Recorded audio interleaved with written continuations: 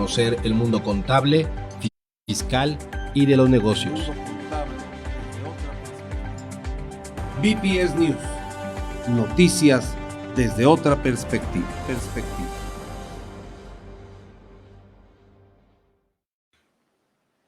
Estimados amigos, muy buenos días tengan todos ustedes. Bienvenidos una vez más a una cápsula de BPS News. Ángel, muy buenos días. Lisbeth Vidal, muy buenos días. Buenos días, Álvaro. Buenos días, Ángel. Bienvenidos a todos los que nos escuchan.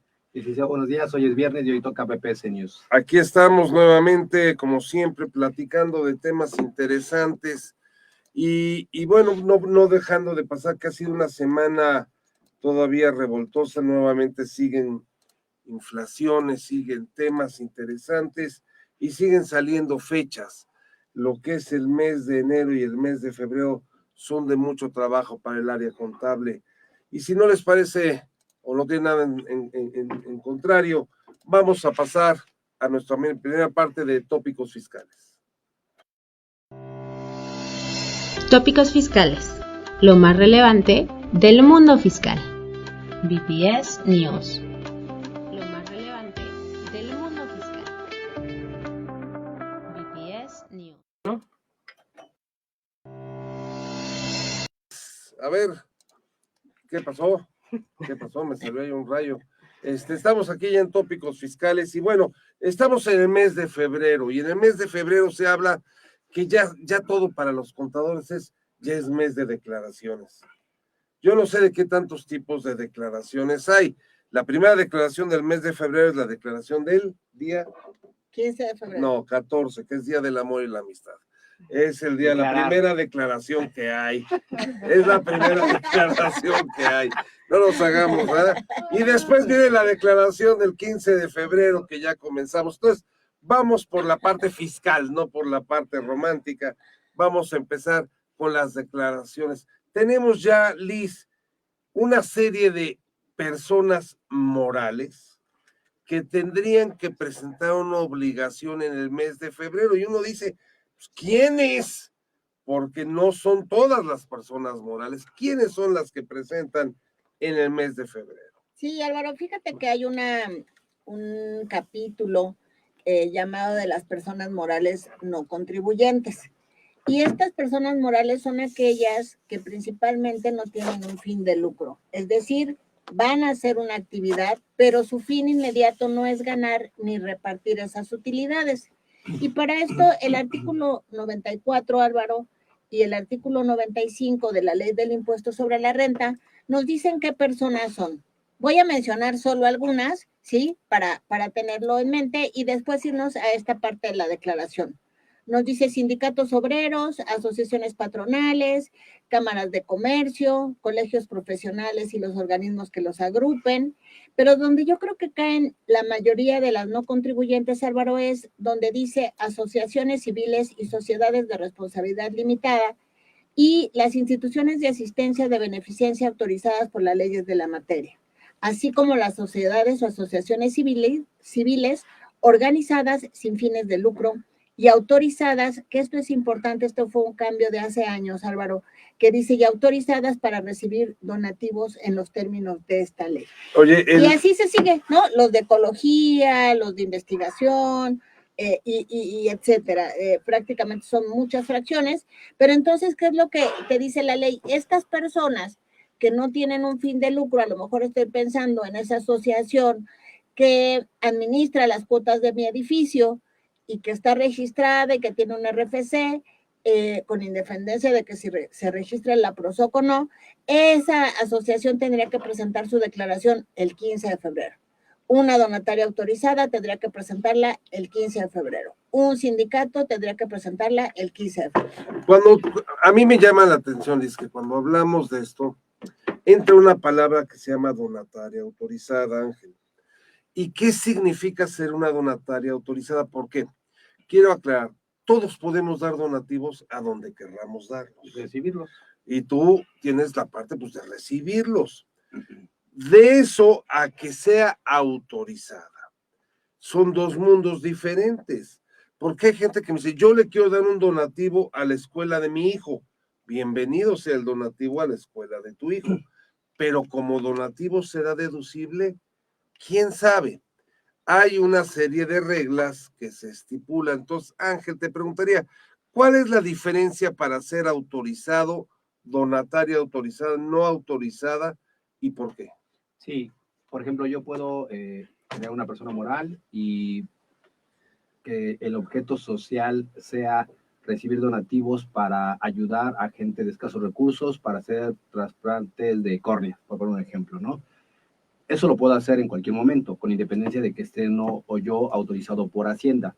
¿Qué es lo que pasa? Que al estar yo autorizado o solicitar la autorización ante Hacienda, los recibos o CFDIs que yo emita por esos donativos van a ser deducibles para el que los pague. Y normalmente siempre el que paga pues busca de alguna manera, aparte de ayudar, un beneficio fiscal, que es poderlo deducir como un donativo dentro de mis gastos fiscales.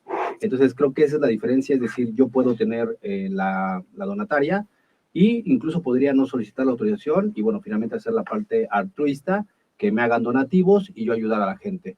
Yo tendría que tributar de manera normal y quien le dé yo el CFDI técnicamente no pudiera deducir como donativo esa situación. Porque esa es una entidad que no está autorizada. Así es. Entonces, quiere decir que para poder ser una entidad que reciba donativos y que a la vez estos sean deducibles para la contraparte, Liz, hay que cumplir con una serie de requisitos. Sí. Sí. Y quisiera yo centrarlo muy fácilmente en decirlo, no en hacerlo, ¿verdad? ¿Qué es pedirle a la Secretaría de Hacienda y Crédito Público entregar los papeles de tu entidad, el objeto social que esté debidamente autorizado y permitido, los fines a los que tienes que seguir para que la autoridad te registre en un libro, ese libro blanco que se llama de las empresas o personas morales autorizadas para recibir donativos? Y te dé una autorización. Dicha autorización es la que tú, junto con tu recibo, le darás a quienes te paguen.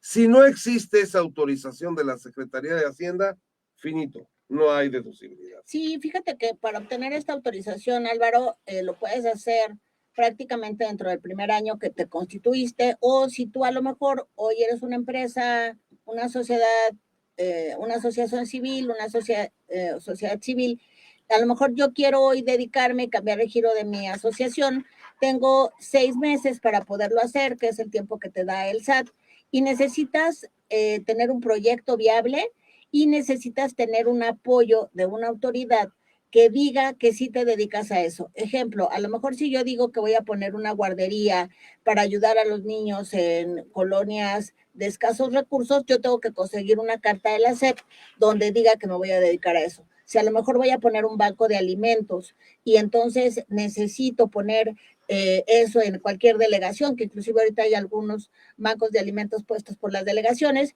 entonces yo tendría que ir tal vez al DIF a pedir esa carta donde avale mi proyecto, porque con esa carta voy al SAT y entonces el SAT está consciente que sí es una actividad lícita, que es una actividad real, que el proyecto sí se está desarrollando o ya se desarrolló, y entonces es cuando proceden a dar la autorización. Y tiene toda la facultad para revisarte en cualquier momento, ¿estás de acuerdo? Sí, tiene que revisarnos. Inclusive el año pasado hubo una modificación a la parte de donatarias. Anteriormente tenías tu registro, salías publicado en el diario oficial y prácticamente mientras cumplieras con los requisitos o con tus declaraciones, ese registro no se eliminaba.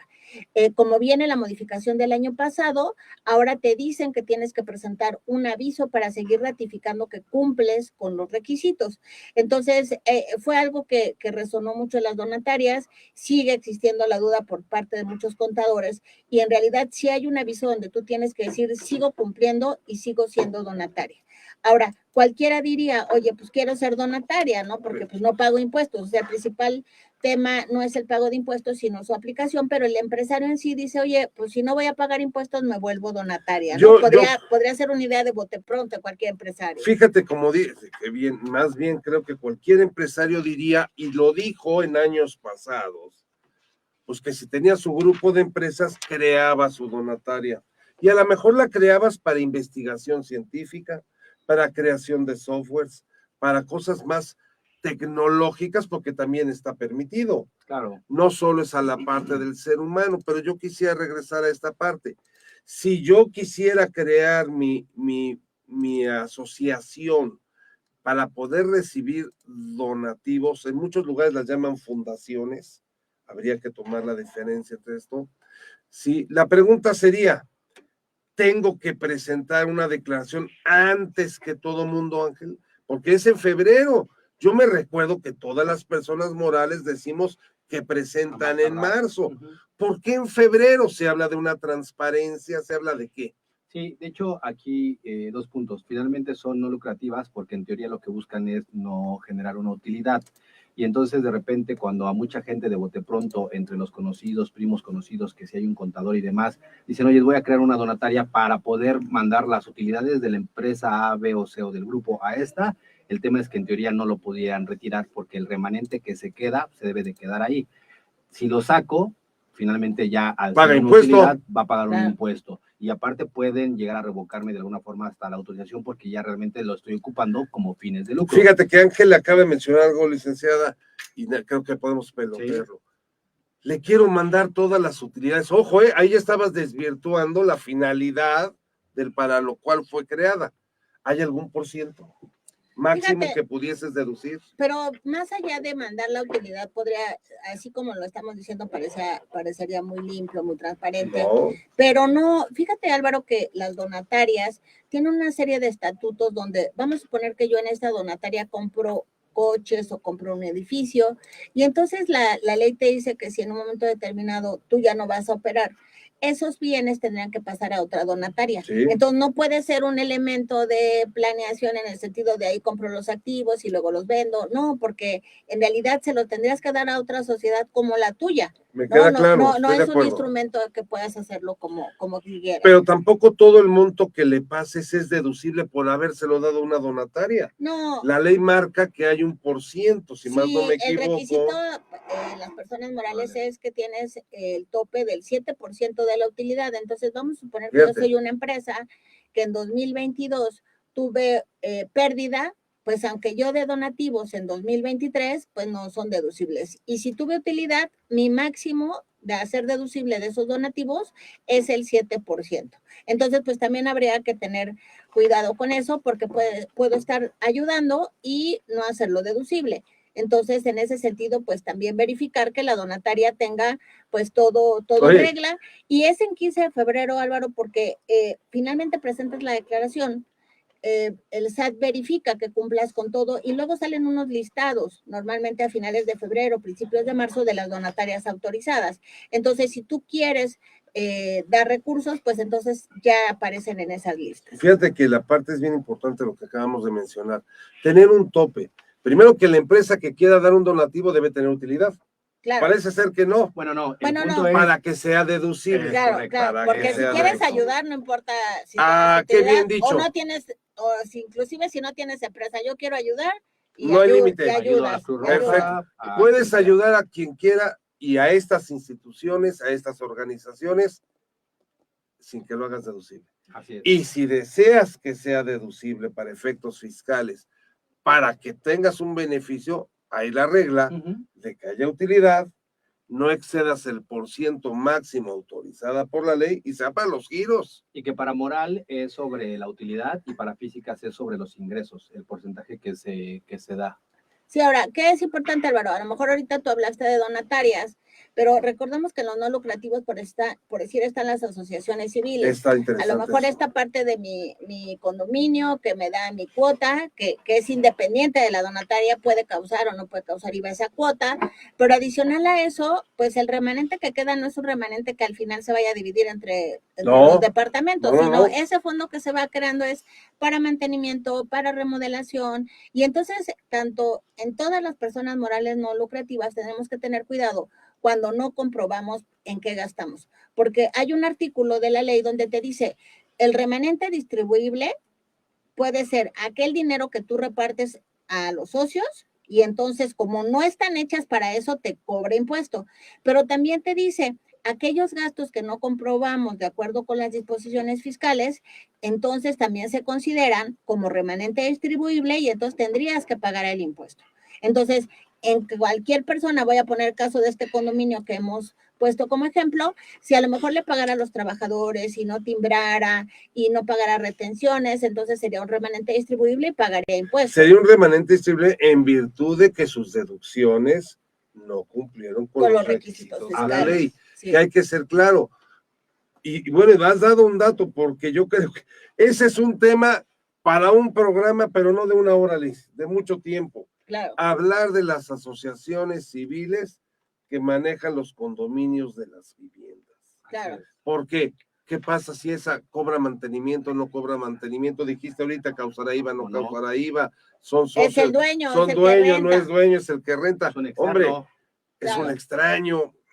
¿No? Y nos pueden seguir en todas nuestras redes sociales, Facebook, Instagram, TikTok, YouTube y 24/7 en Spotify. Buscando Buró Profesional SC, que normalmente es el teléfono, y el número que tenemos, ¿cuál es, Ángel? 55-7010-6987. Y nada más cerrando, pues si tú llevas alguna persona moral no contribuyente, si eres una persona moral no contribuyente, recuerda que el plazo vence el 15 de febrero y pues podrían estarte requiriendo después de esa fecha. O sea, recuerda que primero te llega el Día del Amor y la Amistad y luego te va a llegar los documentos de Hacienda para pedirte que lo presentes. Entonces, Liz, yo creo que ese es un punto, todos nuestros amigos, y dijiste un punto, ese universo de esas asociaciones o sociedades que administran propiedades, yo creo que tenemos un universo de gente que se puede acercar aquí a BPS News para poderlos asesorar. Gracias, si les parece, vamos a un corte y continuamos, entramos con esta parte de la entrevista. El hombre light se alimenta de noticias, mientras que el hombre sólido procura hacer una síntesis de ellas. Vamos a un corte. BPS News, noticias desde otra perspectiva.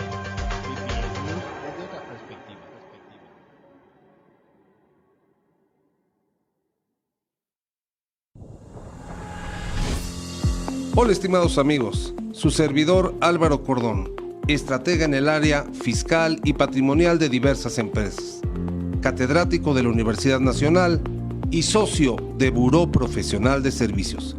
Estamos aquí para darte la mejor asesoría corporativa y patrimonial en el ámbito empresarial.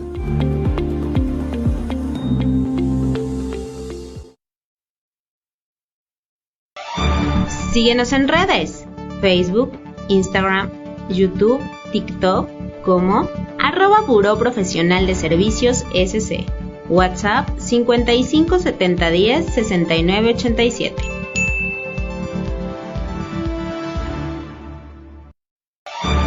Síguenos en redes, Facebook, Instagram, YouTube, TikTok como @Buró Profesional de Servicios SC. WhatsApp 55-7010-6987.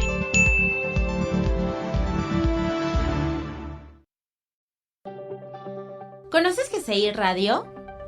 Conéctate con nosotros www.gcicomunicaciones.com y en nuestras redes como @GCI Radio MX, Facebook, Instagram, TikTok y en Spotify como GCI Radio.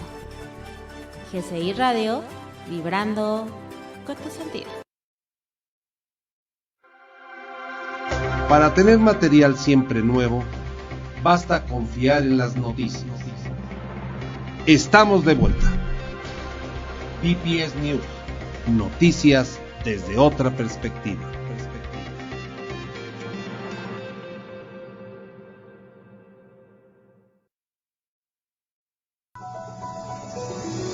La entrevista. Aprende de los expertos. BPS News.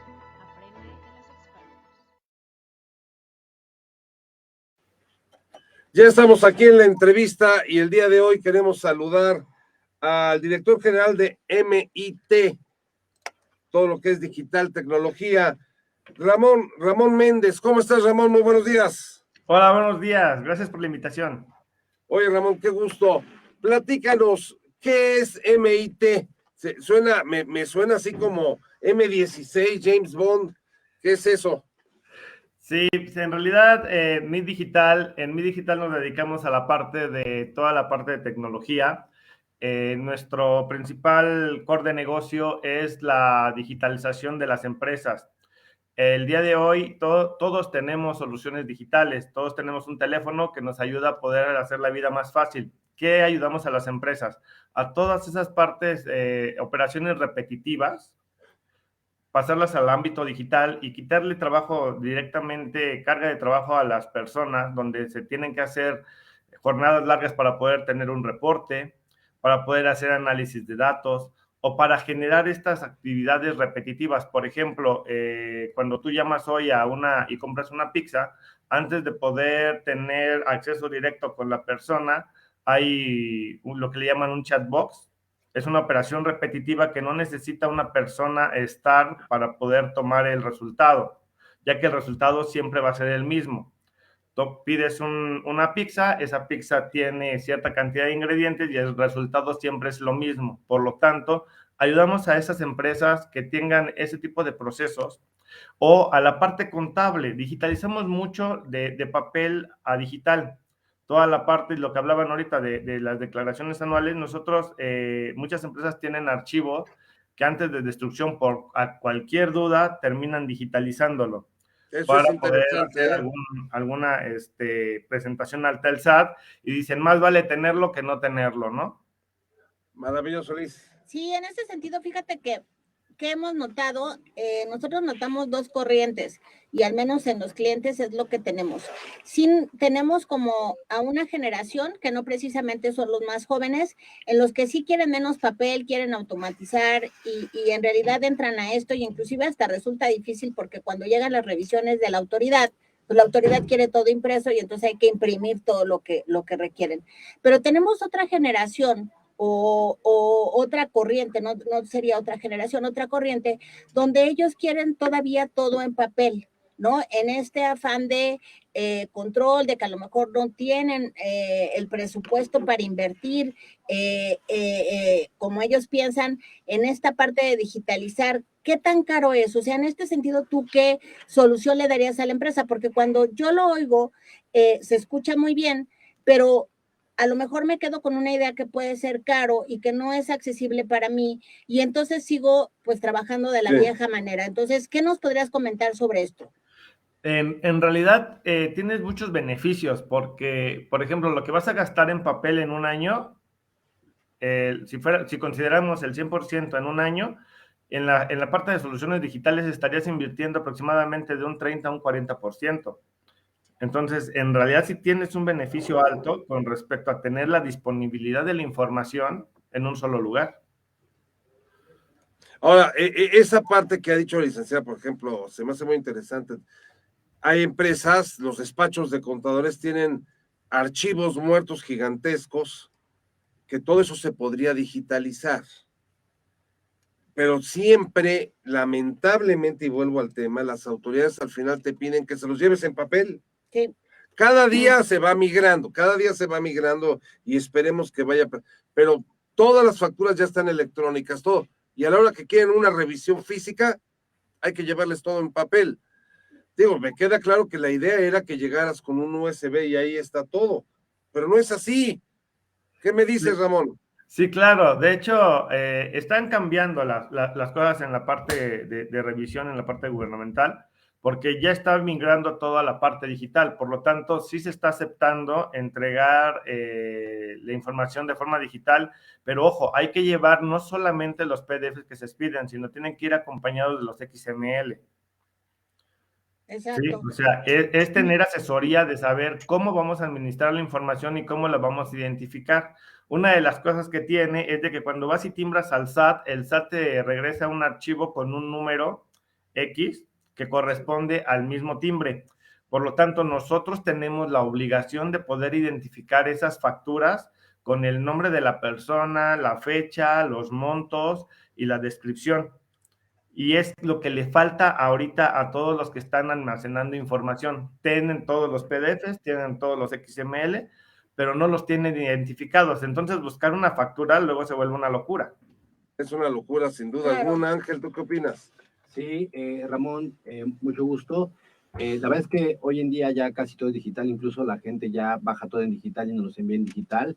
en este tema de soluciones que tú ofreces, tú haces la digitalización, tú te quedas con un respaldo, entregas todo, porque también de repente el tema es o que yo he visto es, hay una digitalización y finalmente no hay un respaldo, el papel lo destruyo, lo rompo, y entonces ya después, si por alguna razón se daña el archivo, se daña el disco, se perdió, hay un caso fortuito como un incendio, inundación y demás, en esos casos, ¿cuál es la mecánica bajo la cual ustedes trabajan?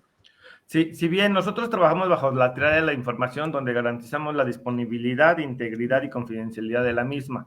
Por lo tanto, nosotros solamente usamos la información para los fines que nos detallan con nuestros clientes.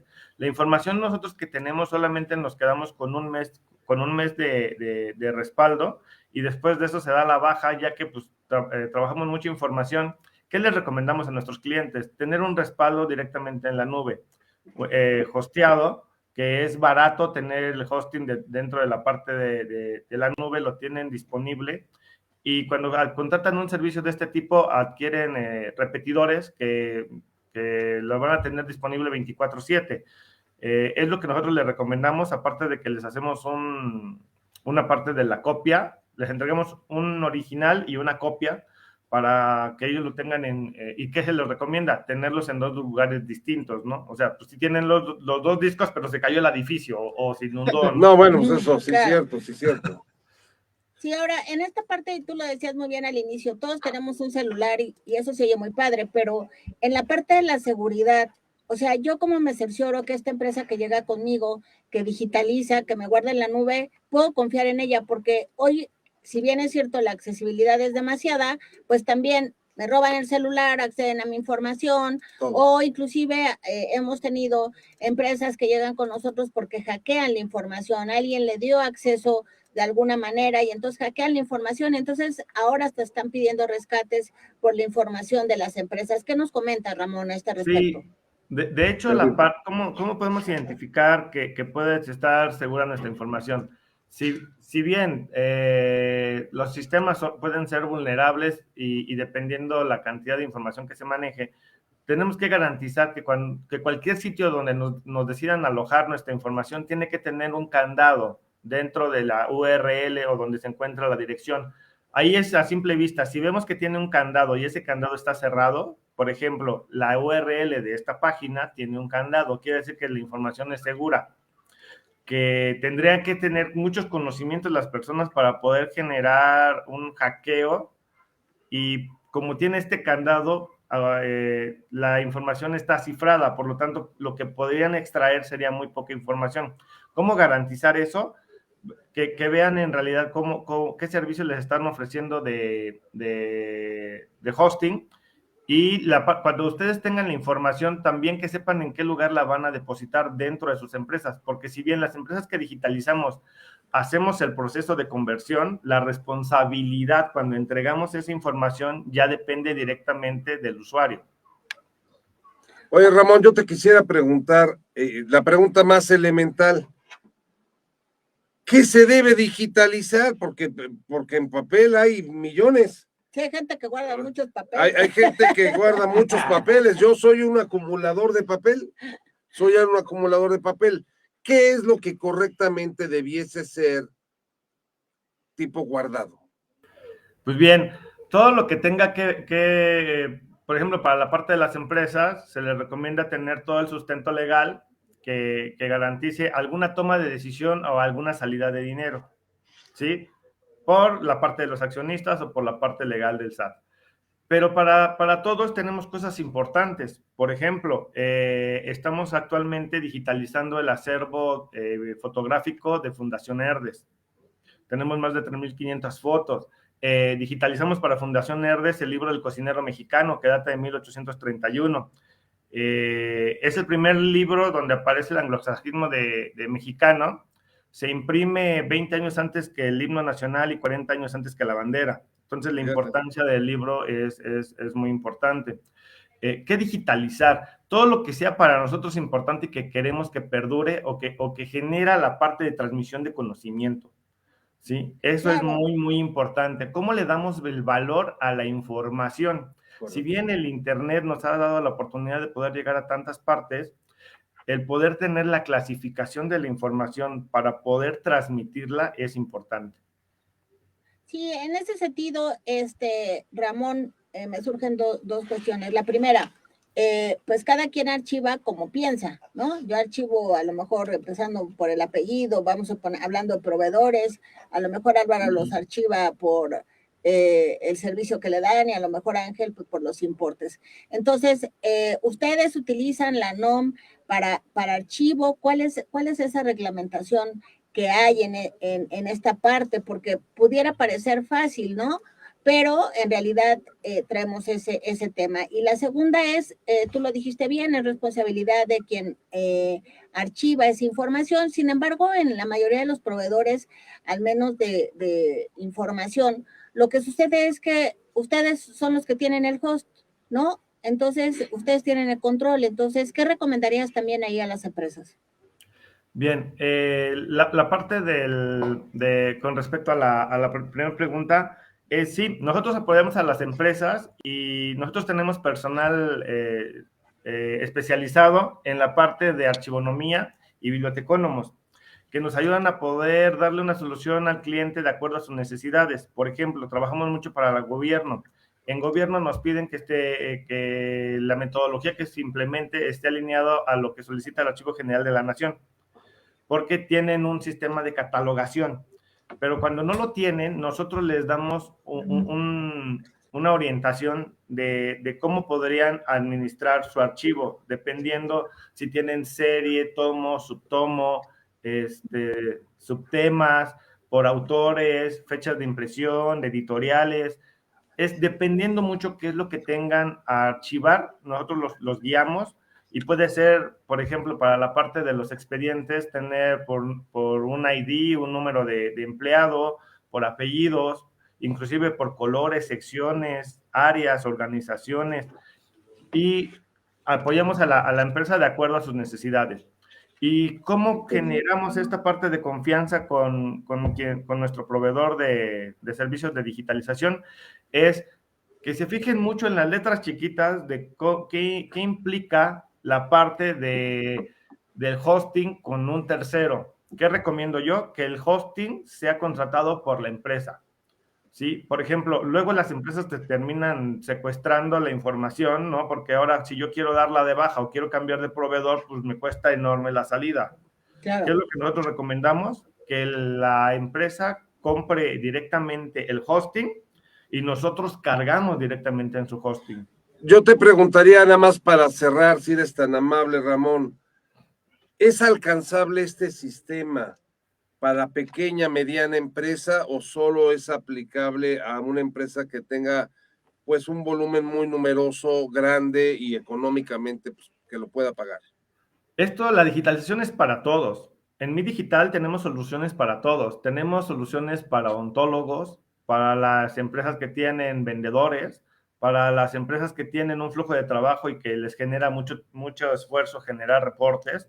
Y la verdad es muy económico porque cuando ven lo que invierten contra lo que ganan, en realidad dicen, oye, en vez de estar pagando el sueldo de una persona, estoy pagando un sistema. A lo mejor vas a tener que ver a unos contadores, ¿cómo ves? Sí, pues bienvenidos en lo que los podamos ayudar con todo gusto. La persona que ve, la licenciada Lisbeth Vidal, es la que sabe de eso, porque yo, imagínate, si me preguntas qué es lo que tengo que digitalizar. Te queremos agradecer, estimado Ramón Méndez, director general de MT Digital, tus comentarios simples, agradables, sencillos. Y bueno, hemos estado pasando tus números telefónicos para cualquier persona que así lo desee, que se quiera poder contactar con nosotros, y a todos nuestros amigos que sepan que a través de BPS News podemos tener aquí sus datos para poderlos hacer extensivos. Ramón, te agradezco mucho tu presencia. Gracias, hasta luego, que estén muy bien. Vamos a un corte y continuamos. Regresamos a las noticias en BPS News. El hombre light se alimenta de noticias, mientras que el hombre sólido procura hacer una síntesis de ellas. Vamos a un corte. BPS News, noticias desde otra perspectiva.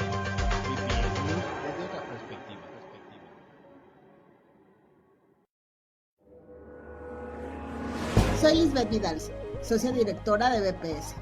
Somos una firma cuyos principios éticos son la piedra angular de nuestros procesos y estrategias. La honestidad, confianza, lealtad, profesionalismo, trabajo en equipo y actitud de servicio han regido el día a día en BPS por más de 37 años. Síguenos en redes, Facebook, Instagram, YouTube, TikTok, como @Buró Profesional de Servicios SC. WhatsApp 55 70 10 69 87.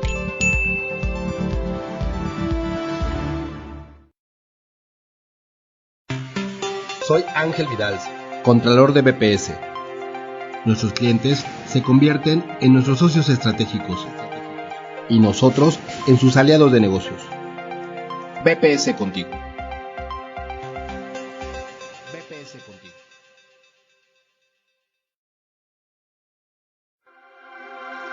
Para tener material siempre nuevo, basta confiar en las noticias. Estamos de vuelta. BPS News, noticias desde otra perspectiva.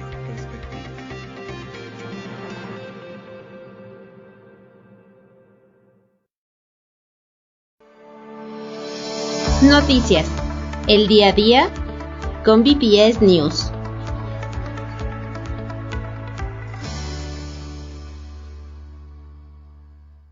Ya estamos aquí en las noticias y bueno, pues estamos todos aquí tratando de ver qué noticia dentro de todo el cúmulo de cosas que hay, ¿verdad? Y yo quisiera arrancar con una primera muy suavecita. La Fed, que hemos estado comentando en la materia de las tasas de interés, volvió a dar un incremento. Lo dijimos en los programas anteriores, volvió a salir el incremento de 0.25. Esto nos lleva a que México va a replicar el modelo y al replicar el modelo nos suben las tasas cerca del 11%. Y esto pues hace que el crédito sea caro. Que el crédito sea caro, entonces una llamada de atención para todos nuestros amigos, porque va a subir el crédito hipotecario, va a subir el crédito automotriz, va a subir el crédito de toma de dinero directo, que de por sí es caro, ¿verdad? Pero toma eso. La tasa de interés siempre repercute en la economía. Y eso para mí creo que es una noticia desde el punto de vista financiero muy bueno, muy fuerte, impacta en todas las economías y puede hacer cambiar modelos de negocio.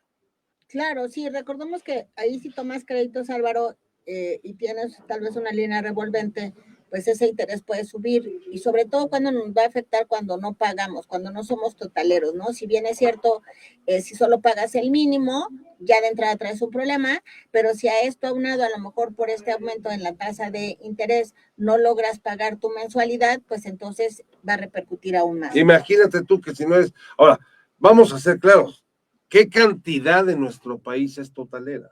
Pero fíjate que, o sea, yo creo que pocos, pero también es por desconocimiento. Cuando la gente empieza a pagar en tiempo y a ver que inclusive no es una extensión de tu sueldo, que eso es importante, sino es tomo ese dinero, lo ocupo y entonces ya después lo pago porque lo reservo de mi sueldo. Cuando te das cuenta del beneficio de utilizar adecuadamente el crédito, pues en realidad te puedes ir volviendo totalero o inclusive, ¿qué es lo que hacen muchas personas?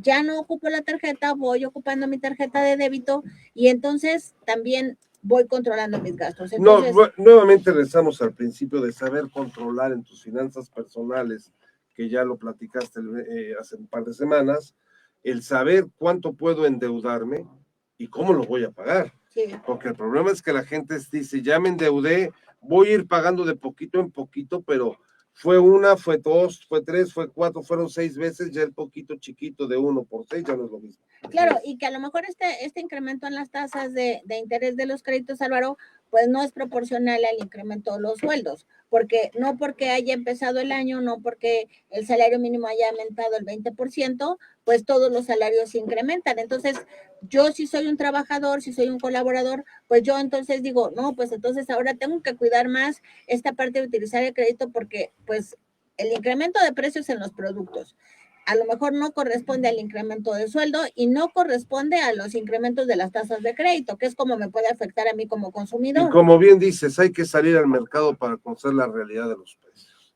Porque si de repente cuando uno va al súper, en la escala económica de la familia que quieras, y vas a ver lo que han subido los precios de las cosas, golpeas a toda la economía. La tortilla, el huevo. Sí. O sea, no estamos hablando de ir al súper así plus, el No, mercado, el básicos. día a día para hacer el desayuno del lunch o del fin de semana. O sea, Sí, la claro. verdad es que está Los básicos, jitomate, etcétera. ¿Y cómo estará sí. todo? Que inclusive hasta hay un partido que te dice que él propone que la tortilla esté a 10 pesos. Es de color amarillo. Pero imagínate, ya está como una propuesta, ya es así como, a ver, eso ni siquiera debería ser un tema, ¿no? Político. Y está haciendo Oye, y si has visto fuerte de esos anuncios de ese partido, hay otros que dice de 20 pesos y en otros dice 10 pesos, cuando está a 30 y tantos.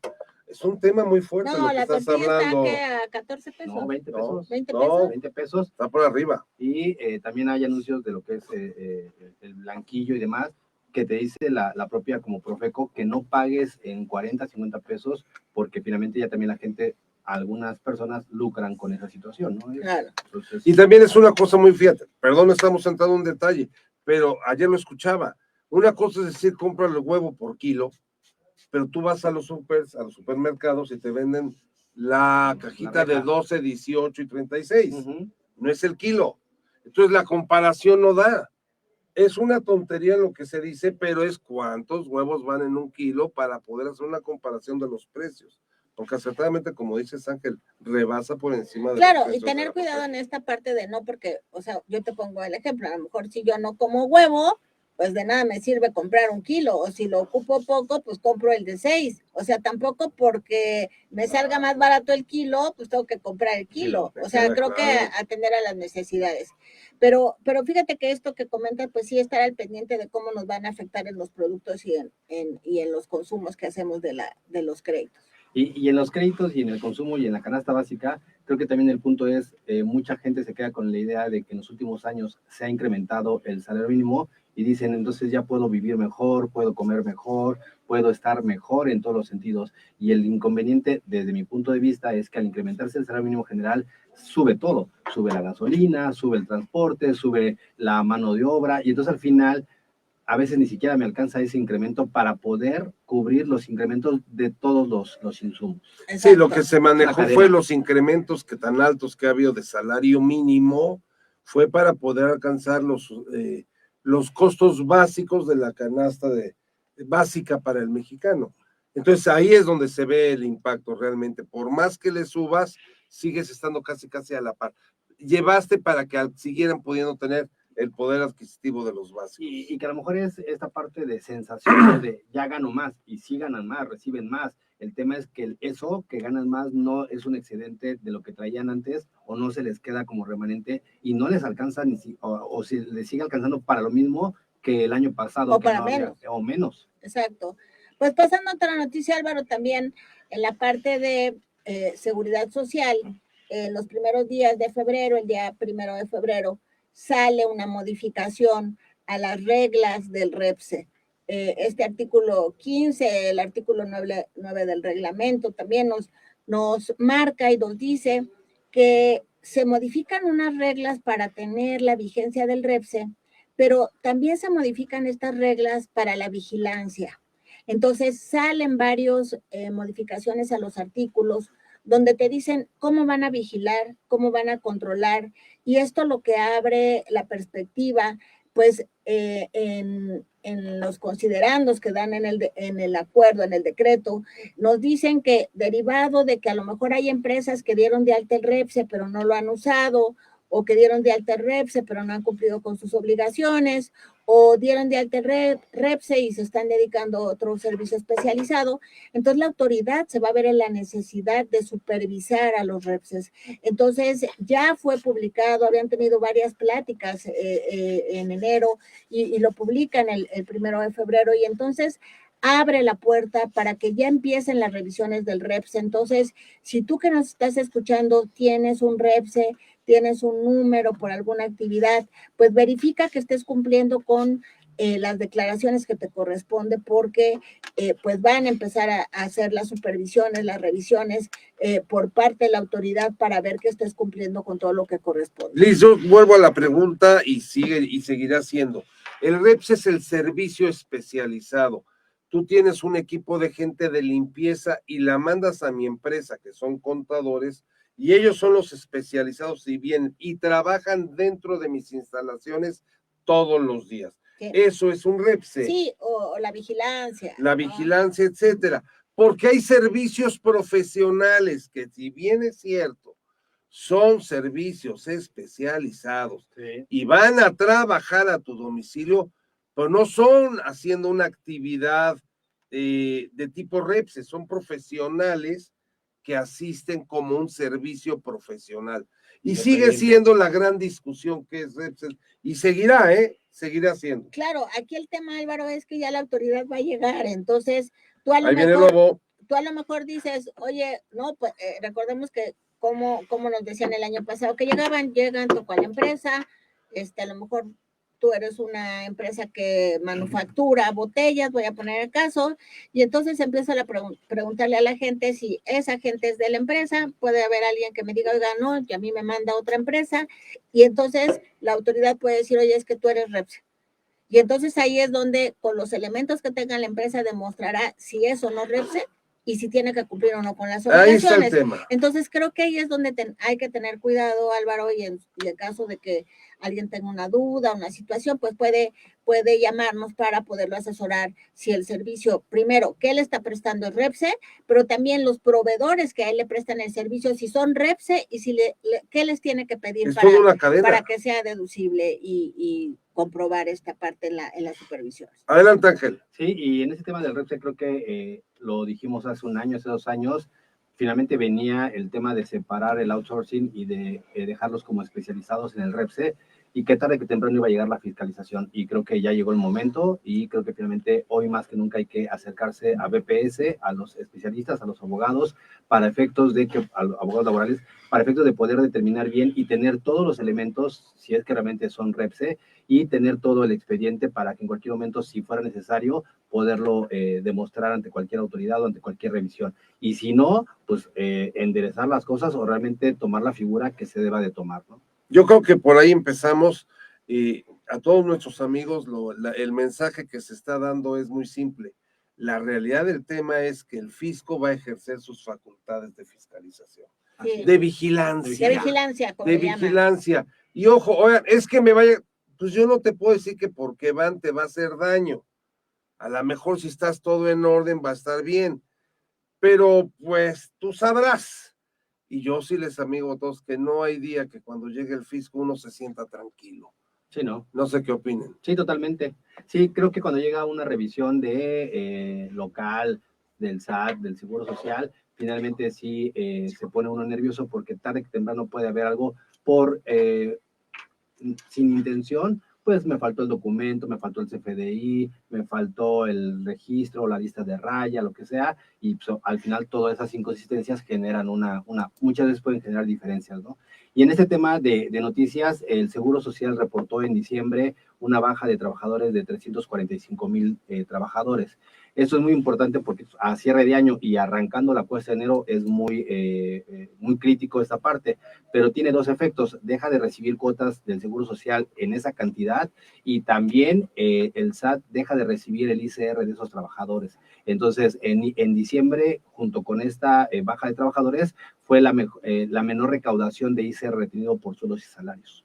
Fíjate que ese es un impacto terrible. Yo creo que esa era una de las grandes finalidades de la autoridad, que ver que se eliminaran las bajas masivas que se daban en el cierre de año para el nuevo inicio de año, porque efectivamente en el mes de enero solo hubo más de 100,000, 150,000 dados de alta, que no serían los 300,000 que estuvieron dados de baja en diciembre. Sí. Entonces también cuando eso se presenta hay un impacto fuerte en la economía. Lo que es una realidad es que hay que seguir fomentando el empleo. Sí, y curiosamente que va hilado con el REPSE, sale el outsourcing, nace el REPSE, hay bajas, esas no las cuantificó el Seguro Social en su momento y sí cuantificó todas las altas en el REPSE. Después de ese boom del REPSE ya no ha habido altas masivas como fomentando el empleo. y sabíamos perfectamente que ese boom de altas era solamente el traspaso de los outsourcing a las empresas. transición. Te recordarás el programa pasado que tuvimos a un invitado, Manuel Millán, Ujú. que dijo que tenía una empresa que el nombre no lo podía mencionar porque había sido satanizado Sí. por el SAT, Ajá, que decía outsourcing. que sería outsourcing, y lo que estás diciendo es una realidad. La pregunta que yo te haría, y lo pongo en la mesa, ¿verdaderamente desapareció el outsourcing o nada más se transformó? Pues yo creo que no desaparece, o sea, esta tercerización no puede desaparecer, Álvaro. La tercerización es lo correcto. No puede desaparecer porque a lo mejor yo, pues no sé cómo reparar mi auto, entonces yo tengo que ir con alguien que lo repare, o yo no sé de computadoras, necesito ir con alguien que lo haga. O sea, el servicio por sí no puede ni prohibirse ni acabarse. ¿Qué es lo que está haciendo la autoridad? Evitar simulaciones, evitar esquemas donde recaude menos y evitar esquemas donde también la gente esté desprotegida. O sea, creo que es un tema en donde finalmente lo que busca es proteger al recurso humano, a la parte laboral y evitar malas prácticas en todos los sentidos. Se le había golpeado mucho al trabajador.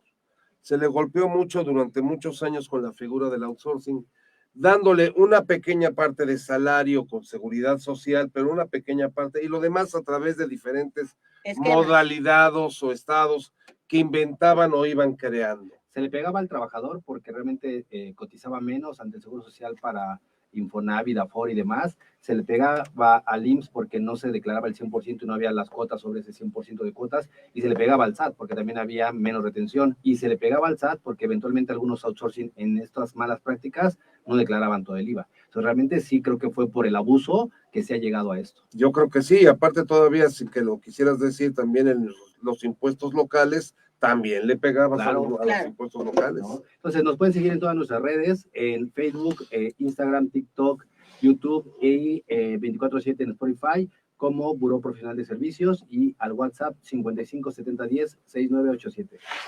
Nos despedimos ya sin más, se nos fue el tiempo demasiado rápido, sí. Yo estoy viendo aquí y ya se nos fue. Preparen 2 declaraciones.